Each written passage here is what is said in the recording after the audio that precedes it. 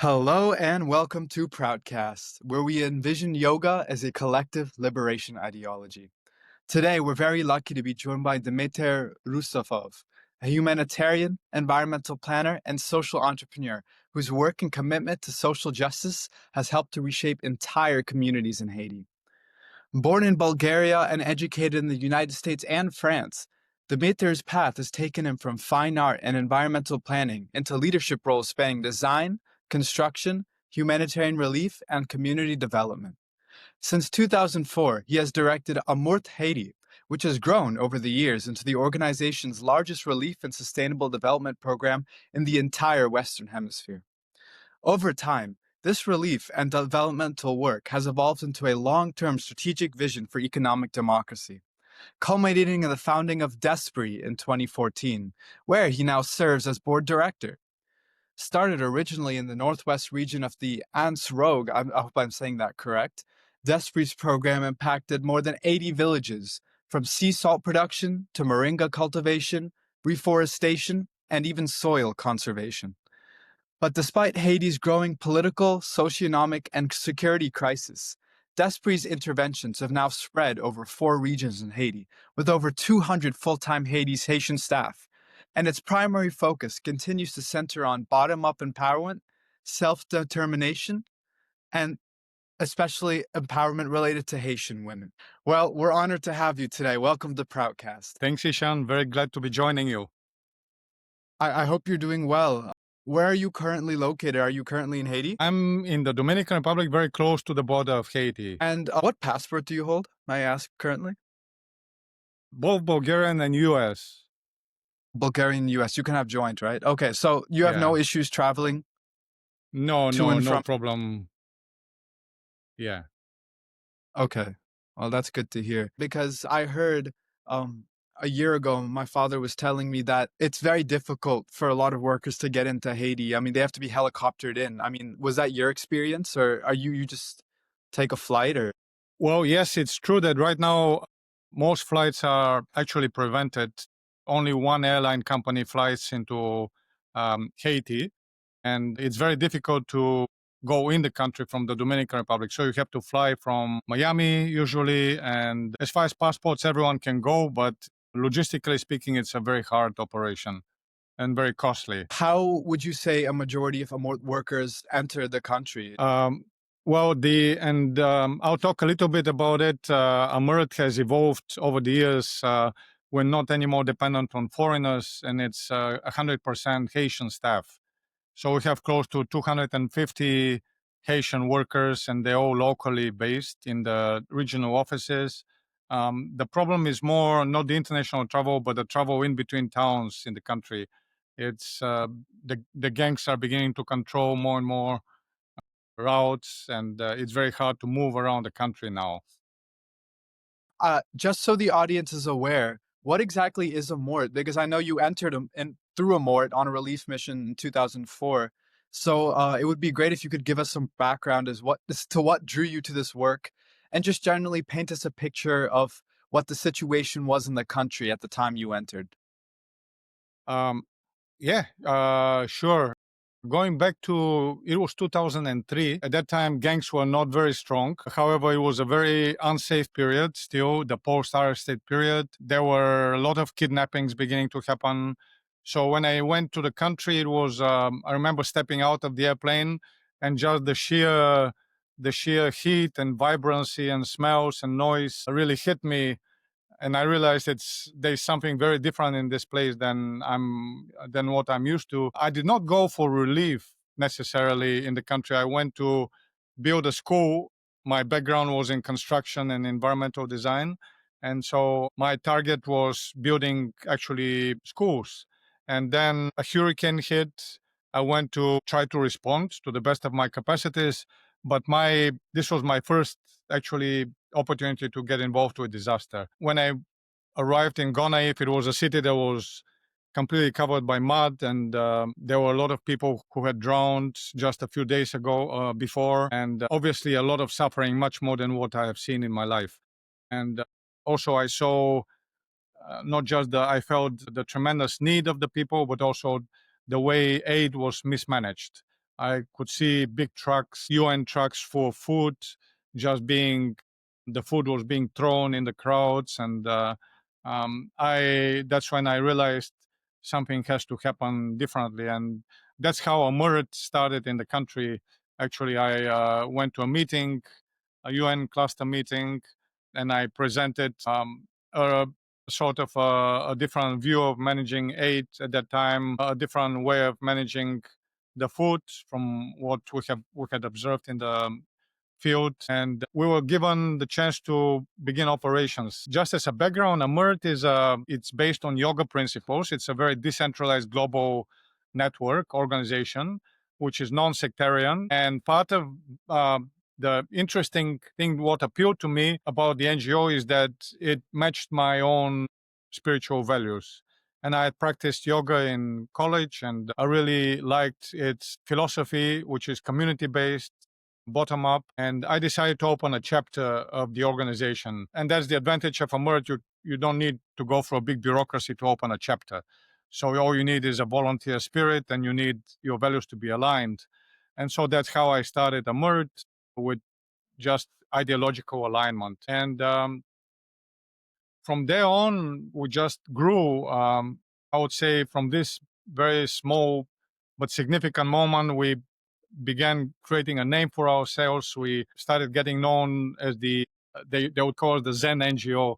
They would laugh, the UN workers, because we would start the meetings always with meditation, and would incorporate yoga in between the different sessions. And all the other NGOs at first, they would make fun of us, but then they started really appreciating our approach. And then mostly they started appreciating that we were really focused on community bottom-up development. And we created a reputation fairly quickly as 100% Haitian. We didn't have many foreigners, and working very closely with the communities. And also the yoga and meditation in the stress management. When all the NGO workers would huddle up and begin smoking from stress, we'll be meanwhile offering mindfulness spaces. So that's how we started. That's wonderful to hear. I want to touch back on something you mentioned about how poorly the aid was mismanaged. I'm sure you've seen aid poured into Haiti for decades now at this point. I've heard estimates that Haiti itself has received $13 billion of aid from 2011 to 2021. But yet at the same time, there hasn't been the level of development that should match that age. So, what would you say? What patterns have you noticed between when well-meaning relief was delivered without a long-term vision, and how do you foresee a more sustainable way to deliver aid, not just to Haiti, but to that model of third world countries in general? Yes, so Haiti has become a sort of a bad example of of charity becoming the graveyard of good intentions, and this charity is driven by multinational UN top-down parachuted big projects, big money, or the more bottom-up but still kind of targeted religious-based charity. And in Haiti, immediately when I went there, I had never been introduced to charity before, but the region where we worked was the northwest, the upper northwest of Haiti, and it became immediately evident just the very big fallacies and dangerous aspects of both approaches. The Northwest was for decades a dumping ground of USAID and US based charity, which dumped very cheap Texas rice. And that Texas rice was turned communities into beggars. They would be well intentioned because they would seek to resolve a need, the need of hunger, let's say, or malnutrition. However, they created a tremendous void in the communities. And I would go into communities that would be turned into communities of dependency, where people were waiting for the next truck to arrive with Texas rice or soybeans from Asia. And then on the other extreme, there were church based, and churches have their place, of course, but religious charity created a different kind of dependency, which was and both dependencies had their agendas, their very hidden agendas, were either geopolitical or spiritual agendas. And it became very scary to me to see the impact on the communities. It was as if I had visited communities who were suddenly left impoverished, drained. It's like an organic garden versus a forest that it has only one type of tree, and then its soil has become depleted. It was heartbreaking, actually, to see all these other many projects that were left broken, water pumps that are not functioning, not an irrigation system that are completely dysfunctional and not serving. And that's when I started questioning the actually the um, methodology used by conventional aid. And the worst period actually was the after the earthquake, 2010. That became a sort of an extravaganza of aid, where this aid that you're talking about, the majority of it got poured after the earthquake, and it was extraordinary just to see what was happening after the earthquake to Haiti. And the local society, the local civil society, was completely overwhelmed and unprepared for this aid on many levels. So this aid went into corporations, NGO corporations, which were managed by foreigners, which had foreign fleets of expensive Land Cruiser vehicles, and they were renting expensive offices. And in these cluster meetings, the local community-based organizations and government, they were not even invited, or if they were invited, they were given a very side spot that definitely was sending the message you're not invited to the table. And what happened is it built this kind of discrepancy, built a tremendous gap between rich and hapless entities and the impoverished and unsupported local mechanisms, which are supposed to carry the development in the long term. And it sort of perpetuated this fragmentation in the country. It creating a sort of a handicap that is very much at the root cause of what is happening to Haiti now. Now we're seeing a tremendous collapse in the trust of institutions and a collapse of their capacities. And it is directly linked to the way Western countries managed aid and disaster capitalism, so to speak, managed disasters one after another, seeing them as an opportunity to just dump resources or to manipulate geopolitically the country, and living as a result of a very weakened civil society. So that's the long response to your question. Now, how can you do aid differently? That's a whole different question, which, yes, we can discuss. Yes. No, we can discuss that. But real quick, it's interesting that you mention how resources and aid can kind of be used as a political weapon to developing countries. In the way, like, if you look at what the IMF has done to South America, conditioning aid on requirements of governance that may not fit a local community, conditioning aid on if a country follows the exact same Western neoliberal model of economics. And in reality, the aid is kind of used to create puppet governments throughout the world in developing countries. So I think breaking off of that is essential for most of the global South. And I really hope that is the future if they are to develop free from Western influence. And in Haiti, very much so. And in Haiti, they created a parallel, it's supposedly non-government structure, but actually the whole aid fed into these corporations, which are very much an extension of the Western governments. And they were hiring US or European workers. They were benefiting primarily the countries that even you were obliged to procure most goods from the country of origin. So in a sense, they became an extension of their policies, just like in Latin America, they were putting puppet governments.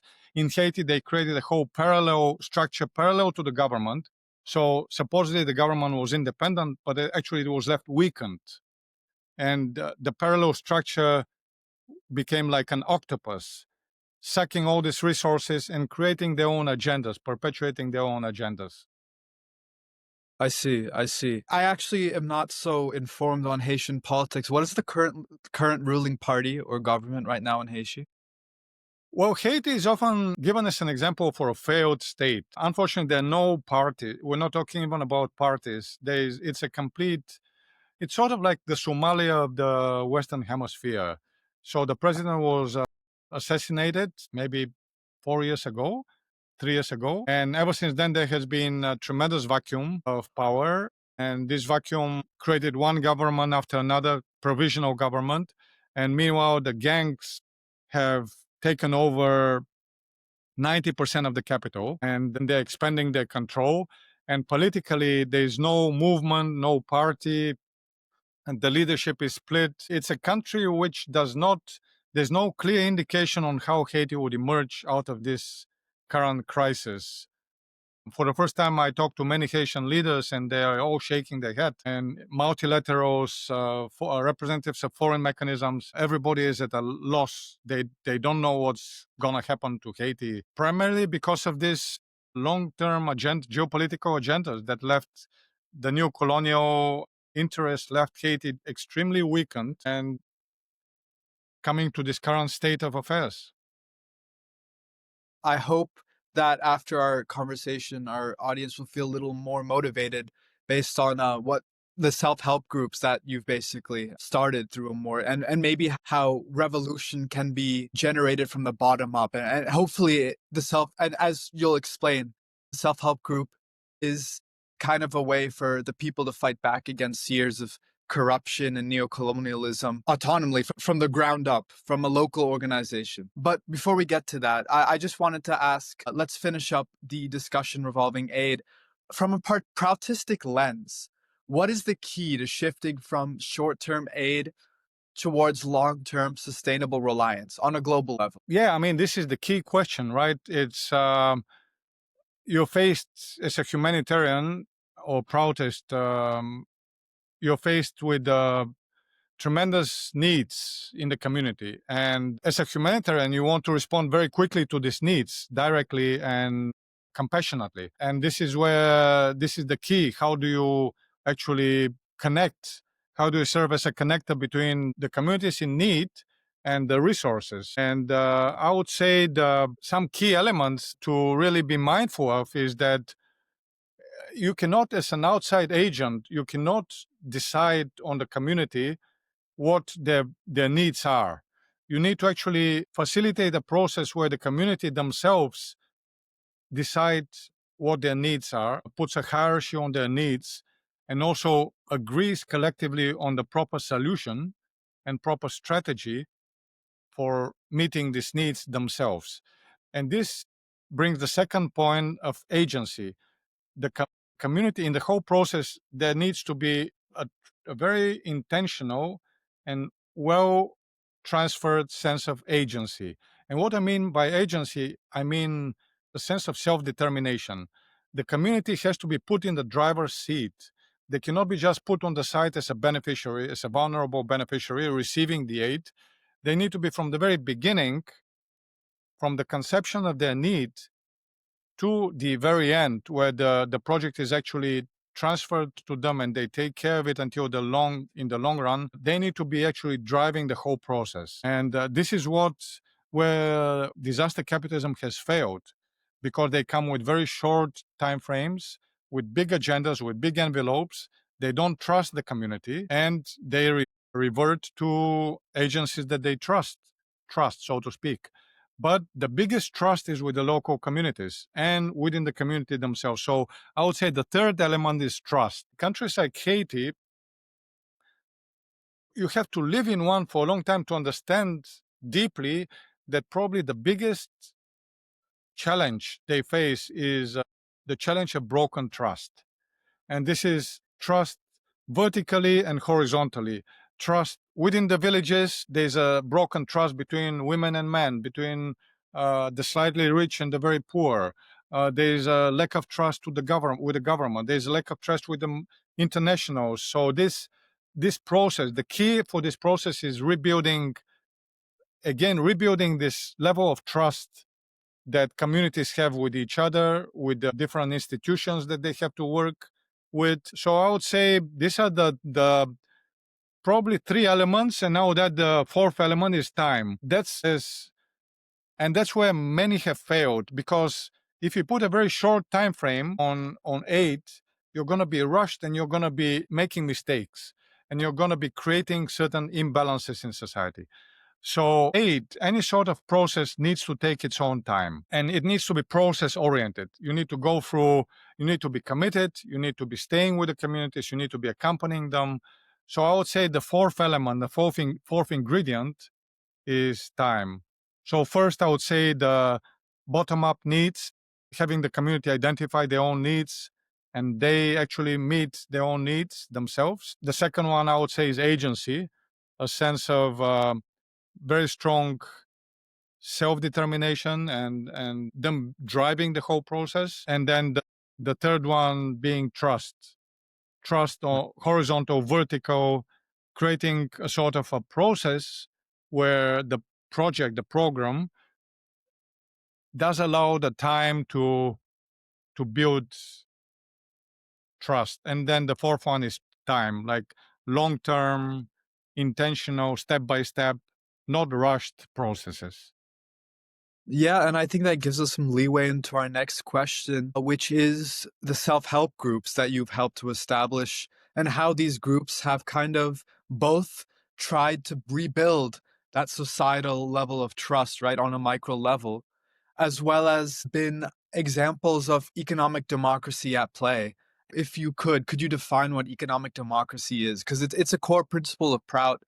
So one of the principles of economic democracy is that the resources stay in the community. And we're talking about resources, we're talking about human resources and other resources. You look at resources not from an extraction point of view, but from a regenerative point of view. You look at the community like an ecosystem, so to speak. So this ecosystem has its own deficiencies or its own capacities, potentials, but you don't, as a capitalist, you would come and you would extract this resource and you would move it out and export it. And also same with the profit. You would take the profit and the profit would get out of the community. So one key principle is looking systemically at communities, looking as a community, at the community as an entity that's very much like an ecosystem, and it has to be very mindfully regenerated and from the bottom up. So economic democracy, you don't have a sort of a vertical segmentation um, and also fragmentation of society. You have it's like a pyramid that's very well built. So all the units are very well built from the bottom up into self-sufficient units. And then slowly the pyramid gets built up in a very natural way. That's how nature works, both not just pyramids in a man-made as a man-made invention, but also circularly. You look at resources circulating around the community. And this was a principle that really inspired me and it informed most of the processes we created in Haiti, because it became very clear that the conventional aid is not going to help Haiti. It will be a band-aid. You can pour, and as you mentioned, Haiti has received more resources than most countries in the Western Hemisphere. Yet now it is one of the most failed states that keeps absorbing resources, or actually it's an example of failed investments. And I would say from the very beginning, it became very clear we have to shift into a model that's based on an economic democracy model. And Proud was one of the models that there was very clearly progressive utilization theory, the acronym Proud, very much beyond the theoretical phase. It's not anymore, we're not talking about the theory of political decentralization or political democracy. It became clear that a methodology like this actually is where we need to put our money, so to speak. We need to really put it into practice. And how did we put it into practice? Is with going community by community and helping them identify their own needs, helping them identify their own weaknesses and their own solutions, and also providing a method, and that's where we're going to discuss the self-help group method, where they themselves can organize these circles, and just like a natural ecosystem, they can begin pulling their resources together and with a sense of agency, resolving their own crises.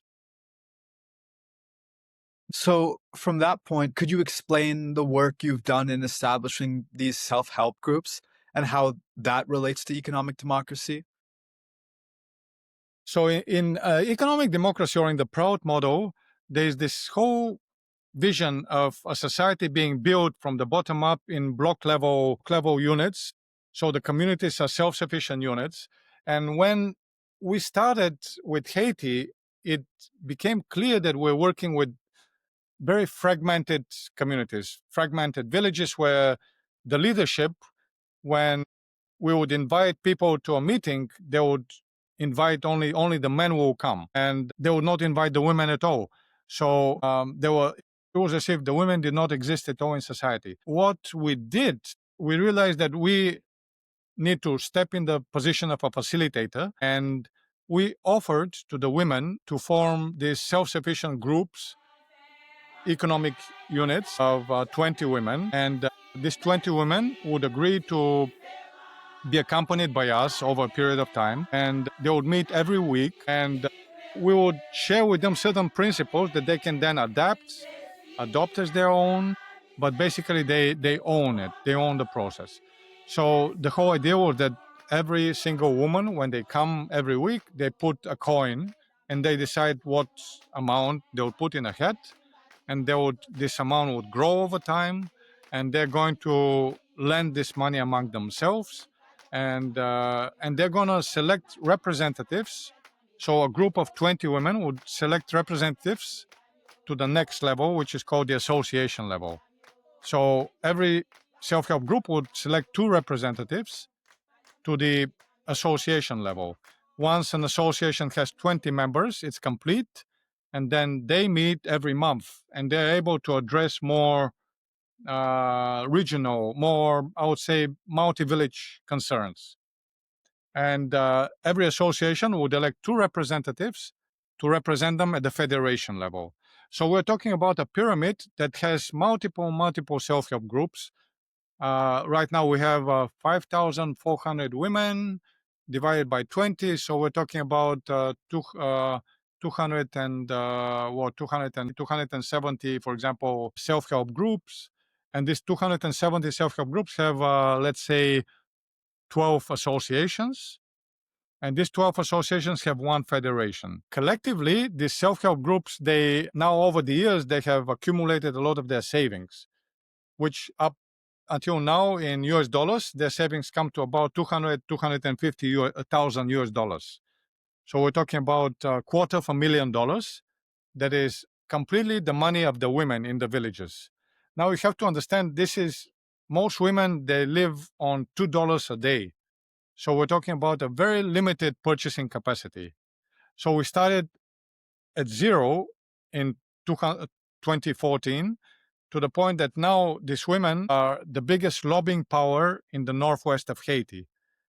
Not a single political decision can happen without these 5,000 women, their federation, being consulted. They become a lobbying force among themselves, but they've also become an economic force in their own villages.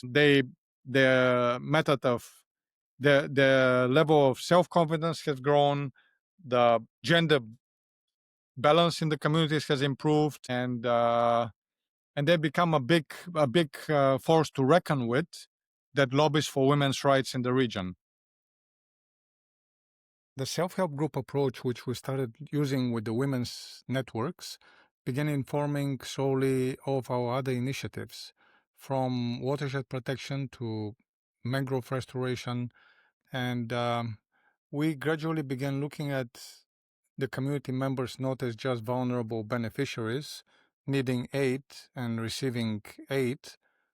We began looking at them as their own standalone communities, which needed to diagnose their own problems, and we needed to just find the right accompaniment so that they can properly resolve the challenges and find solutions to every problem. In the process, they gained greater responsibility, their motivation increased, and we noticed that when the work was conditional on fulfilling a contract, which the communities felt fulfilled their sense of dignity, it suddenly they met their work norms and targets in a method that exceeded expectations and realized considerable savings to the project as well. Because of the greater sense of ownership, they gained much greater sense of stewardship, and that resulted in greater sustainability for the project. The key was that the community felt put in the driver's seat, and they gained pride, self-determination. The project was their own, and it was not parachuted from above. It was not conceived from above. It was started by their own analysis, with their own engagement, and their own self-determination. Wow. And would you say you've witnessed a sort of repairing of the social trust that was missing in the community? Very much so, to the point that actually now we see even the men, they're beginning to form self-help groups themselves. You're beginning to see the trust between the women is solidifying. It's as if it made us realize that actually, unless a community is very well built and all the most vulnerable individuals in this community, if they find a place where they feel useful, where they feel heard, psychosocially, psycho spiritually, there is an outlet for all of their concerns, and then they begin trusting each other with lending the money to each other, and then if somebody dies, the women have a fund, a social fund, then they can use to help the family in need, and then if a politician comes and lobbies and does a political campaign, they're not going to go everywhere, but they're going to go to the federation, and the federation is going to set certain demands on this political agenda. It's as if before, when women particularly, but also the most disenfranchised men, if they did not have the proper outlet for their frustrations, they did not have the proper support, and in a society that's fragmented, it leaves deep scars. So I would say this, after 10 years of doing this, the community has gained tremendous trust with each other, and we have seen many multiple side effects that are very positive. Touching on that, these self-help groups have also been used as a tool to cultivate leadership within the community. So in your experience, what have you noticed in how leadership is kind of birthed? I'm sure you've seen people who've never held any kind of power before rise up and become leaders of their community. What has that inspired you? Absolutely. And this is one of the greatest transformations when we talk about leadership, because in the self help group, leadership is rotational. So it's not just one single woman holds the leadership position. And I've talked to women who are, when I knew them before, they were really kind of under a burden, a big burden of life. And I meet them then 10 years later, and their face is shining, and they, AMURT didn't have to build all this irrigation systems and water systems and cooperatives. All they had to come up with is the self-help group method. And this kind of very strong statement is a big reaffirmation about leadership. So I would say leadership is one of the key fundamentals of the development process. And again, this is where many internationals, they don't have enough time, or they do it in a very short and formal way. But the biggest way to build leadership is with trust, repairing these relationships of trust, and allowing leadership to emerge on its own, and allowing it to be owned by the women, by the men, allowing a sense of creativity, a sense of adaptation.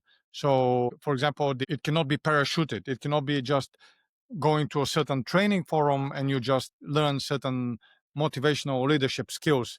In countries that are struggling, this kind of leadership methodologies do not work. They need to be leadership needs to be very much experiential. It needs to be part and parcel of this transformation of society.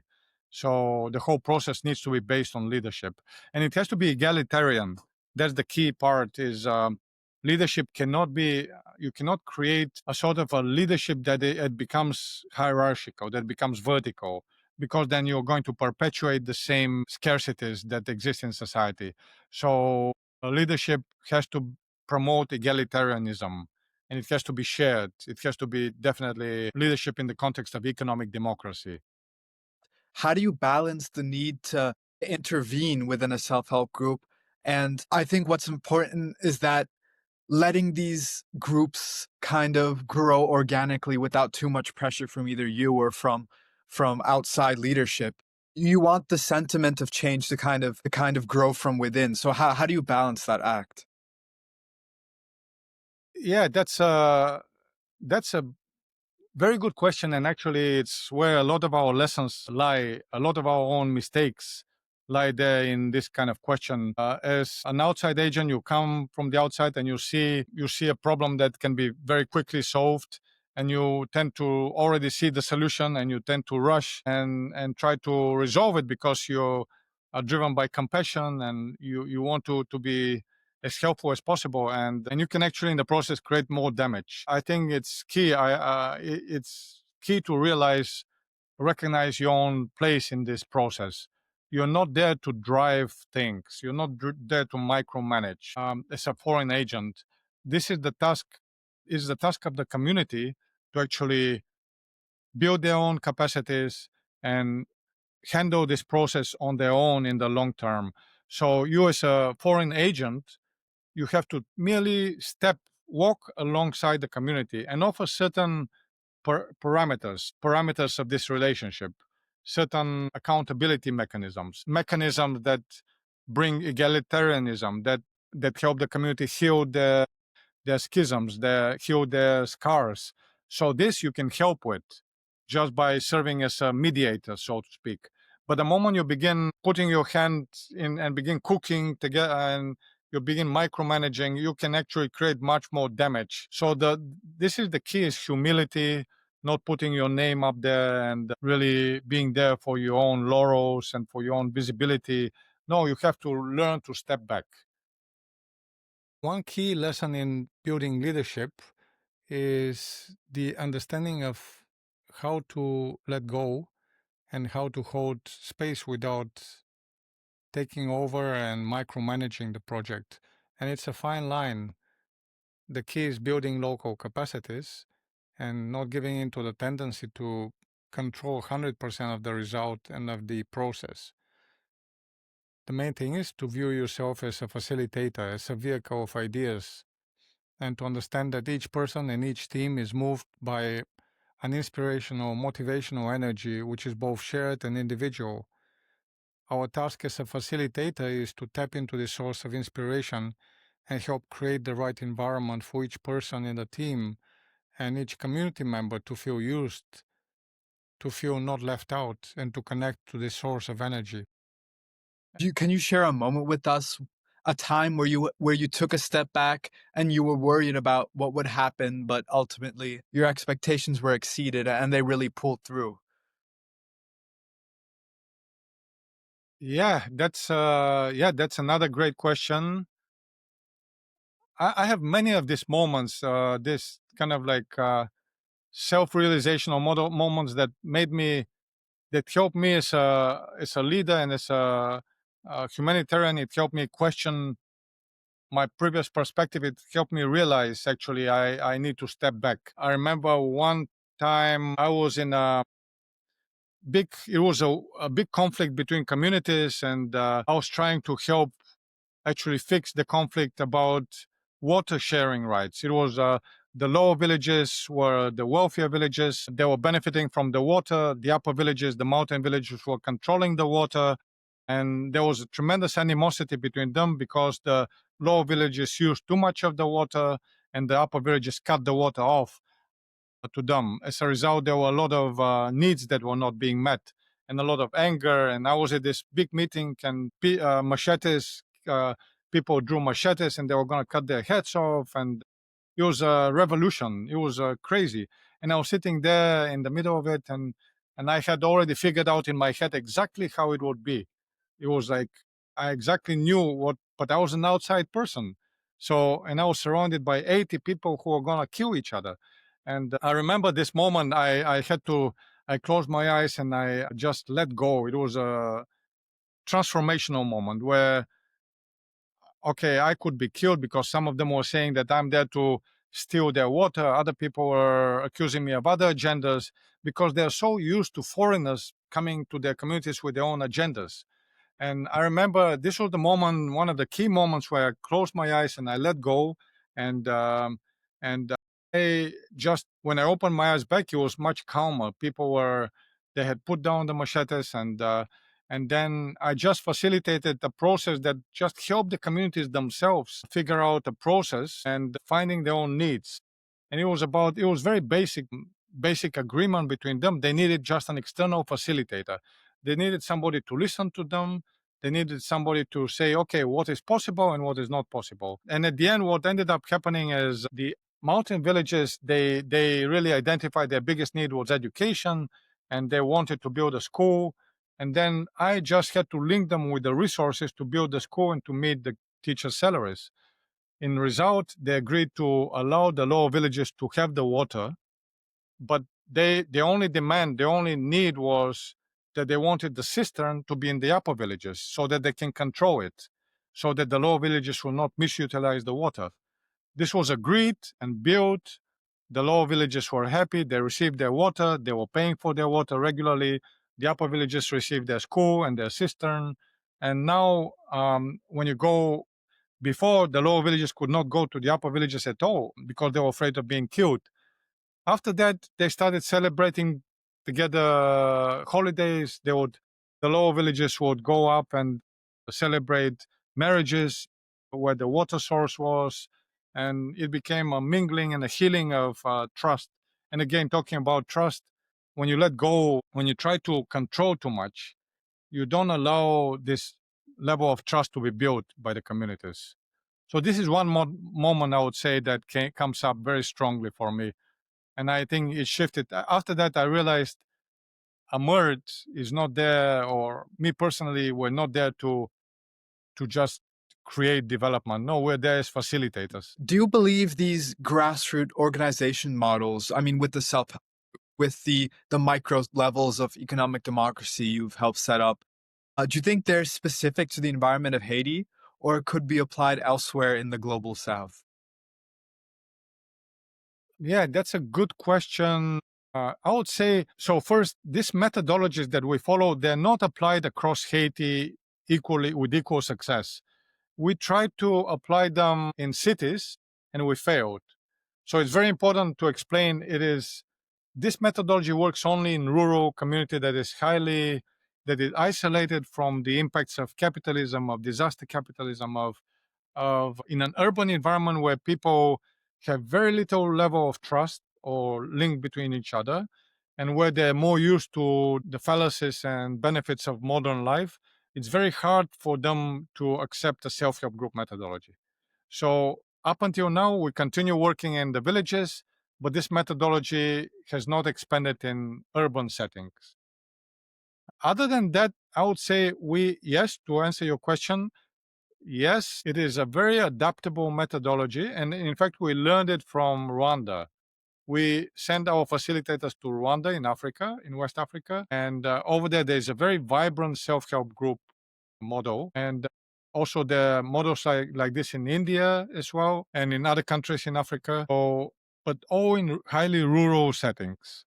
So I would really encourage, this is a model that should be really considered for decentralized communities that are vulnerable, that are not polluted by capitalist or other ideologies. I see. And would you say, have you brainstormed ever any ideas of how this model could expand or adapt to an urban setting? I'm sure there have been works in regards to how to adapt this model to cities in South America and Africa and such. Or are there any successful models of self-help groups, maybe not by AMURT, by you, but that have been done in urban areas? Well, this is a good question. There have been some cooperative models, some limited to a limited degree. The self-help group model can be applied in close knit urban communities. Let's say, for example, we did this in Haiti. If there's a slum in an urban community and the slum has a large enough number of people residing in it, and it has a geographical, very well defined area, and people do not move in and out of the slum. So they own their little dwellings, very densely populated. So then this is a good example where in a slum you can look at it as such ecosystem that can create these micro ecosystems that are the associations. So, for example, every quarter of the sun, every micro region of the slum can be, you can help the communities organize themselves in self-help groups because they know each other. They have a level of trust, and also there's a level of egalitarianism. They're all equally poor.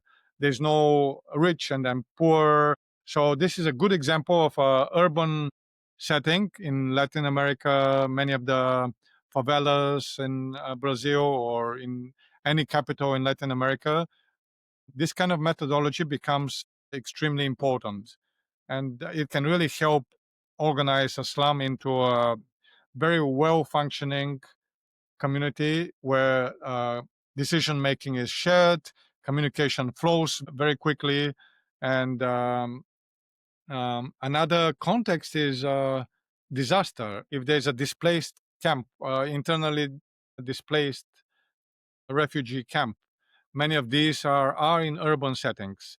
I'm thinking about Gaza, for example, or many other situations similar like this. You can look at an IDP camp as a similar ecosystem where people live very closely together, they're equally affected. Missing the reality is very much a shared reality, a shared scarcity. They have similar interests, similar needs. This is an ideal ecosystem to introduce a self-help group, and it can very quickly turn a disorganized IDP camp into a very highly organized and functional and vibrant community. Vibrant to a degree of, I'm talking about vibrant in terms of trust, in terms of preventing gender-based violence, in terms of organizing child-friendly, child-safe spaces, in terms of sharing big decisions about the community, and in terms of managing aid. Managing any sort of outside agent will not be allowed to come in and to just parachute aid in the community and create a lot of fight, which we see on the television with IDP camps, people fighting over food. No, the moment you have very well organized structures, they're going to manage this aid themselves. I imagine, especially now, hopefully with the supposed peace deal in Gaza, that maybe there will be more efforts from either AMURT or other orgs to kind of establish these grassroots organizations in Palestine. Do you know specifically if AMURT is working on anything in that region, or? We have been very active in the Middle East, but in Gaza, I think it's a context that most NGOs do not function right now, and unfortunately, it's another example of a gender-driven disaster response that is very much controlled by the US government and by the Israeli government out of fear and I understand they're fearful of aid benefiting Hamas. They don't want the aid to be misutilized. So it's very hard to work in Gaza right now. Hopefully that will be a project in the future, because I imagine the people of Gaza would really benefit from self-help groups. So let's wrap it up with our final reflection. Over the years, what has surprised you most about the resilience of the Haitian people? Resilience, well, many things. I mean, the primarily, I would say it's the surprising thing has been that it has been limitless. It's right when you think that we have reached the bottom, and then you reach another bottom, and you're beginning to think no human society would be able to withstand such tremendous challenges, and then you see the resilience of people there uh, almost limitless. So in that sense, I feel Haiti has really proven to be uh, people who are I mean, imagine these are people who are a nation who is relatively young, less than 250 years. Many of them were brought as slaves. It's a very young black republic, the first free nation of slaves, so to speak. And it's in that sense it plays a tremendously important role for society, for in historical role. And most people don't realize actually it's because of Haiti that United States, they were able to gain Louisiana as a colony from. It was definitely part of the French influence, but Napoleon sent 300,000 soldier army, and they were decimated by Haiti, by the Haitian rebellion. So Napoleon was definitely weakened. So Haiti has a very important role in human society. And in this particular stage of history, I feel when we talk about resilience of a country, Haiti almost shows us the resilience of human nature in an almost apocalyptic scenario where people you really cannot imagine how people are going to be surviving when they're attacked by gangs, when they don't have any economic means, when they don't have clean water, education. They live a very hard existence, yet they lift themselves up, and they walk with their back straight. And um, I've seen women walk for hours to sell their produce, and they have these huge loads on their heads, and they're very, very strong, and they're smiling and cheerful. So I feel this is the Haiti. When I go there, when I'm outside, I feel the heaviness of the Haiti experience is heavy on me. When I go to Haiti, I'm extremely uplifted. And so to answer your question, it keeps being a reaffirming human experience, the resilience of Haitians, and one of these biggest gifts, one of these biggest lessons they can teach all of us. That's incredible to hear. And one last thing. We at ProutCast, we're really big on emphasizing our viewers to take part in direct action, to not just sit around and discuss theory or kind of be armchair revolutionaries. We really want our viewers to go out there and be inspired by us to do real actionable revolutionary work. So how can our viewers get involved with the work that's going on in Haiti right now if they are inspired by the self-help organizational models, or just genuinely, what would you advise a viewer if they were interested in doing revolutionary work in Haiti?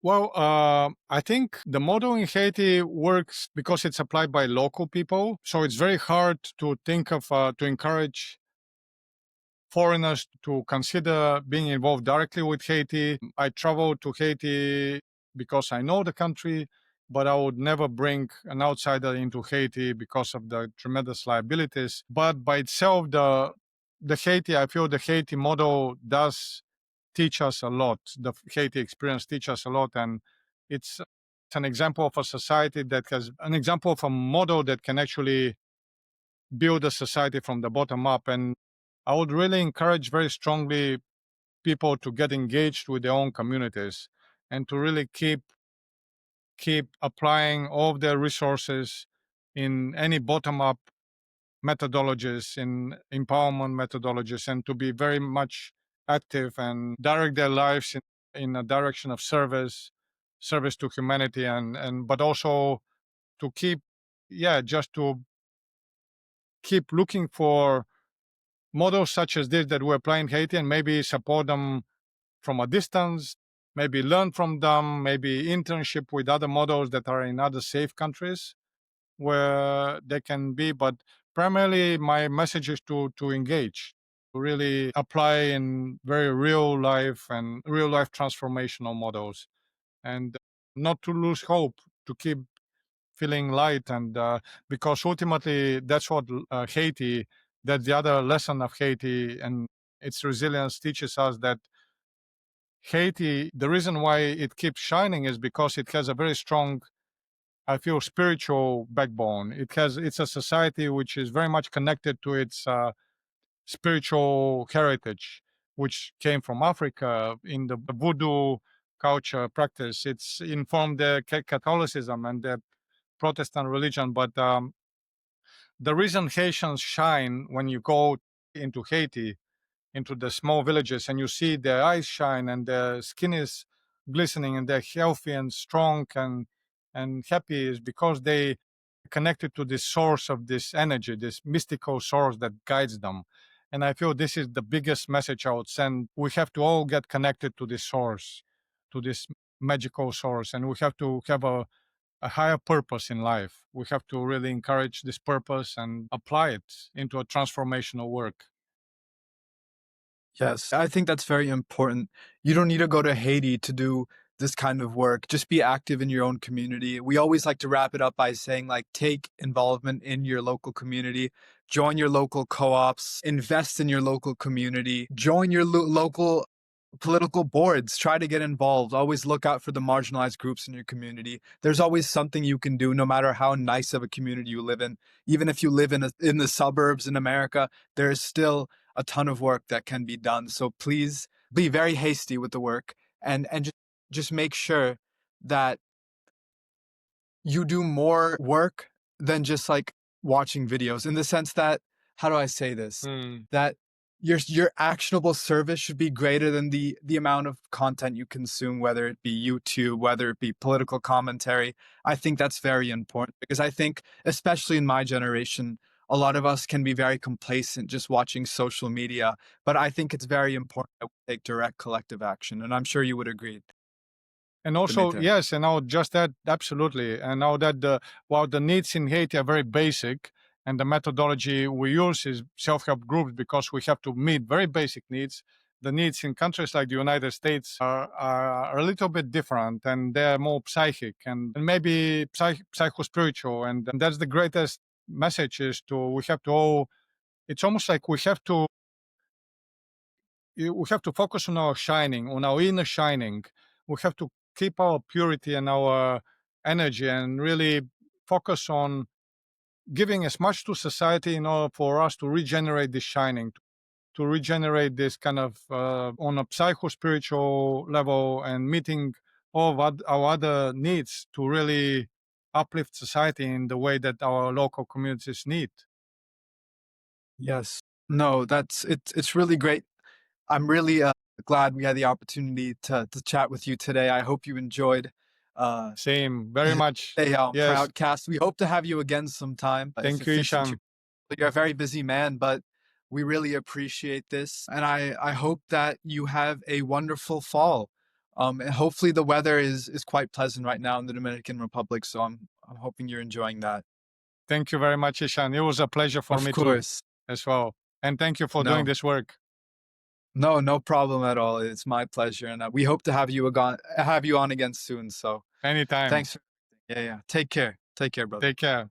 Bye bye. Bye.